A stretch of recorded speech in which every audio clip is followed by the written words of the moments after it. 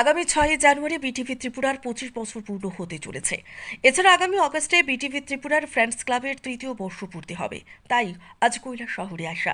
আজ দুপুরে Kailashahar press club প্রাঙ্গণে সকল অংশের শিল্পী, সাহিত্যিক এবং কবিদের সাথে আমরা ফ্রেন্ডস ক্লাবের সদস্যরাও মিলিত হই। আমরা ফ্রেন্ডস ক্লাব সকলকে নিয়ে হাতে হাত রেখে কাজ করব। সমাজকে ভালো কিছু উপহার দিতে আজ আমাদের এই আলোচনা বলে জানান বিটিভি ত্রিপুরার কর্ণধার মনীষা পাল চৌধুরী। ত্রিপুরা প্রায় 25-এ পা দিতে চলছে জানুয়ারি মাসের 6 তারিখ। বিটিভি ত্রিপুরার একটি সিস্টার বলতে পারেন বিটিভি ত্রিপুরা ফ্রেন্ডস ক্লাব। এটা 3য়তম বর্ষপূর্তি আমাদের খুব আগস্ট মাসে।